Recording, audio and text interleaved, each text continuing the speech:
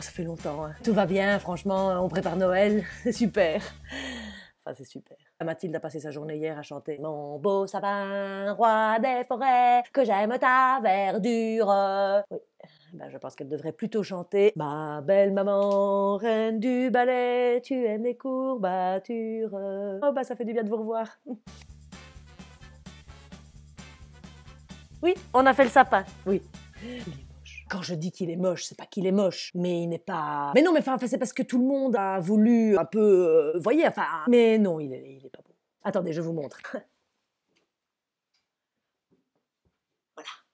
Et c'est un sapin coloré, c'est un sapin qui a du peps, c'est un sapin qui... Et encore, je pense que là d'où vous le voyez, c'est pas trop laid.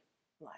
Ça, c'est dit. Bon, bah déjà, habituellement, Bertrand, il est tout gentil, c'est toujours lui qui va chercher le sapin. Mais là, c'était pas possible pour lui. Je décide d'emmener Mathilde chercher le sapin. Je suis quand même pas plus gourde qu'une autre, je peux quand même bien aller chercher le sapin toute seule. Oui, sauf que je n'avais pas prévu que d'enfourner ce sapin dans ma voiture avec Mathilde dans son siège auto, ça allait être un peu compliqué. Donc, j'étais là avec ce truc. C'est vrai qu'il les emballe dans une espèce de préservatif enfilé, là. Sauf qu'il y avait tellement de monde que le monsieur de la pépinière ne savait pas m'aider à le mettre dans mon coffre. Donc, je me suis trimballée avec cette histoire avec Mathilde qui voulait à tout prix tenir le sapin avec moi. Vous vous doutez bien, à 3 ans, elle tient ce truc, elle tire dessus, enfin bon bref, c'est infernal. Me v'là avec ce truc dans les bras comme ça, en train d'essayer de rentrer le truc dans ma voiture. J'ai dû tout bouger, j'ai dû mettre Mathilde sur le siège avant avec moi et qui passait son temps à me dire « Les policiers vont me mettre un procès ». Mais je dis « Écoute, exceptionnellement, on expliquera aux policiers qu'on a un gros sapin dans notre voiture, qu'est-ce que tu veux ?»« Non, ils vont me mettre en prison ». Mais je dis « Mais enfin, mais qu'est-ce qui t'a dit ça ?»« C'est toi qui dis que si je me mets pas dans mon siège, je vais aller en prison ». Je dis « J'ai jamais dit ça ». Oui, peut-être que je l'ai dit une fois sous forme de menace. Oui, bah, elle n'oublie rien, cet enfant. Voilà. Bref, on rentre à la maison, on sort ce truc, et là, Bertrand nous rejoignait. Donc, on se dit, super, on va faire la déco de Noël tous ensemble. C'est un moment que j'adore. Eh bien, écoutez, cette année, je ne sais pas ce qui s'est passé. Est-ce que c'est parce que Bertrand a mis du Tino Rossi dès le début? C'est-à-dire que si je dois choisir, je préfère Maria Carré que les chanteurs à la petite croix de bois. Oui. Et donc là, on était dans Mon beau sapin, roi des forêts. Et moi, j'avais qu'une seule envie, c'était de faire All I want for Christmas, na na na na na na na na na na na. Vous savez, on a l'impression qu'on est dans Love Actually, là. J'adore. Et que le Premier ministre va m'embrasser derrière un rideau, enfin, je ne sais pas. Enfin, et qu'on va courir jusqu'à l'aéroport et que Liam Neeson sera là. Enfin, oui, enfin bon, vous me connaissez, hein, vous commencez à bien me connaître. Oui, j'ai un problème de... C'est-à-dire que j'ai des images qui surgissent et je ne sais pas toujours quoi en faire. Mais là, c'était Tino Rossi. Oui, je dois quand même bien avouer que j'ai merdé moi-même, puisque Bertrand m'avait demandé d'acheter un pied, et il y avait 2 types de pieds. Un pied qui avait l'air bien, qui était bon marché, et puis un très gros pied qui était très beau, mais enfin qui coûtait plus cher que le sapin. J'ai pris le pied le moins cher. Bertrand était couché comme ça, en train d'essayer de fixer le truc, il jurait comme un malade dans un nom de Dieu. Je disais, mais c'est bien, c'est bien. Bertrand s'est reculé du truc.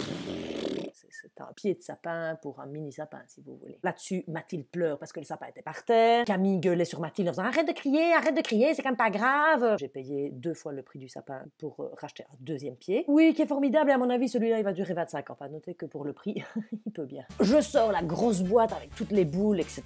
Et là, c'était parti. Déjà, Thibaut était dans le fauteuil. Donc je lui dis « Bah, tu viens pas faire la déco de Noël avec nous ?» Je dis « Bah, Chou, allez, on fait chaque année le sapin ensemble. » Ouais, ça m'intéresse pas. Je dis « Oui, Chou, mais enfin, écoute, c'est une activité familiale. Ouais, bon, attends, Noël, c'est une fête méga commerciale. Je vous regarde de loin. » Bah oui, 15 ans et demi, ça y est, hein, il nous regarde de loin. Jusqu'au jour où lui-même fera ses propres sapins. Oui, non, ce sont des cycles, on est bien d'accord. Enfin bon, bref. Mathilde, évidemment, complètement, mais surexcitée, cet enfant. À un point, elle tournait tellement autour du sapin que si elle continuait comme ça, elle allait faire du pole dance, quoi. Donc je dis, Mathilde, tu arrêtes de toucher à ce sapin, c'est un sapin qui ne perd pas ses épines, mais enfin, je sais quand même tous très bien qu'il va finir par les perdre. Donc tu arrêtes d'y chipoter, le sapin, il a besoin de se reposer, commence à prendre toutes les boules. Camille mettrait une boule toutes les heures pour être sûre que la boule soit bien mise au bon endroit et que la correspondance des couleurs soit bonne. Oui, Mathilde, elle est rouf-touf-touf. Mathilde se trinque-ballait avec des boules, essayait de les mettre, mais elle les mettait toutes sur le bas, forcément, puisqu'elle est trop petite. Camille passait son temps à dire « Mais enfin, maman, viens voir, elle a mis la boule là, mais c'est pas là, c'est laid, elle surcharge. » Je disais « Laisse-la surcharger et on changera après. » Non, elle ne veut pas qu'on y touche, le sapin est moche, nanana. Évidemment, Mathilde en a pété 2 sur 4.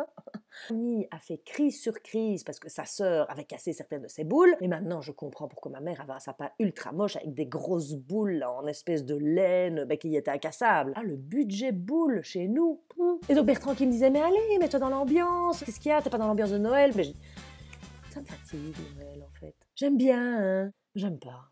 Moi, je rêverais le 23. Je fais nos valises, on part au soleil, on se tape sur des transats avec un bon bouquin face à l'océan. Oh. Oui, moi j'imagine bien la Jamaïque, un type dans son petit bar, là, un peu comme Tom Cruise dans Cocktail. Vous savez, qui me sert des cocktails en faisant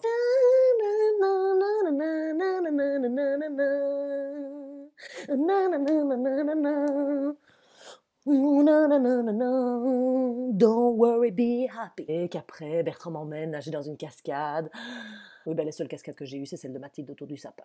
Excuse, hein, je balais en même temps. Oui, mais on a mis des épines partout. Il a même été jusqu'à arracher des morceaux. Il y en a partout. Hein, j'ai des épines partout. Alors, pendant qu'on était en train de décorer ce sapin, Martin passait son temps à dire il vient d'où le sapin, en fait? Il vient de la pépinière. Oui, mais il l'a pris d'où de la pépinière? Et donc Bertrand lui explique tout naturellement il y a des élevages de sapins, et puis on les fait pousser pour les couper. Martin qui fait ah bon? Mais c'est vraiment dégueulasse. Là, il commence. Et donc, alors, les sapins, ils sont tués dès qu'ils sont assez grands. Mathilde qui entend ça qui fait pourquoi est-ce que les sapins sont tués quand ils sont assez grands? Thibaut, bah écoute, Martin, attends, c'est un peu comme le foie gras, quoi. Tous les trucs super bons, soi-disant, que papa et maman mangent à chaque Noël, bah voilà, c'est des animaux qu'on gave. C'est juste pour nourrir des gens riches qui veulent manger des choses grasses pour Noël.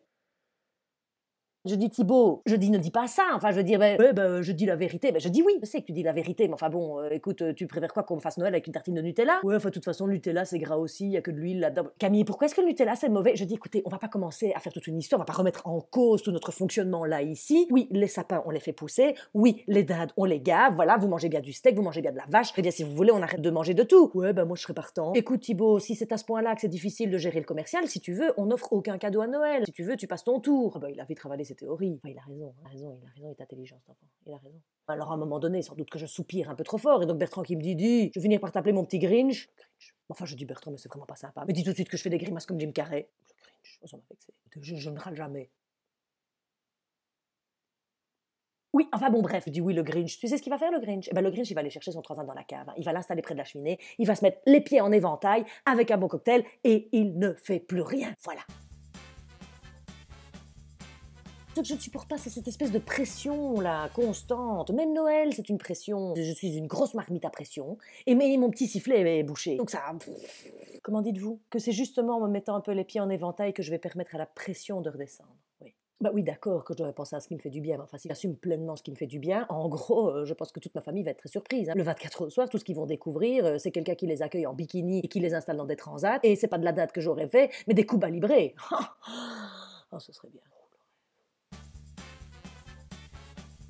Et je ne vous ai pas raconté le plus compliqué, c'est que Martin voit bien que maintenant dans tous les villages, partout, tout le monde décore vraiment de manière très chargée sa maison. On passe à la mode américaine. Soit, c'est très beau, j'aime beaucoup. Mais donc, moi j'avais dit à Martin, je dis, écoute, je veux bien que tu ailles avec papa chercher des décorations d'extérieur, mais alors on convient d'un budget et vous ne le dépassez pas. Ah ben, ils ont respecté le budget, je les en remercie, mais forcément pour le budget que j'avais prévu, c'est pas terrible. Donc en gros, pour résumer, nous avons un Père Noël anorexique qui est suspendu à une corde, on dirait qu'il va crever. Nous avons une guirlande lumineuse qui scintille de manière un peu saccadée. Enfin, c'est une guirlande épileptique, je ne sais pas ce qu'elle a. Nous avons un mini-renne qui ressemble à tout, sauf à un renne. Tout ça dans un mélange de couleurs. La devanture de ma maison ressemble à une soirée Motown des années 70. On est très disco. Je pense que si on met de la musique, tous les gens qui s'arrêtent devant chez nous, ils viennent danser. En pas de def, avec des grandes lunettes. Joyeux Noël!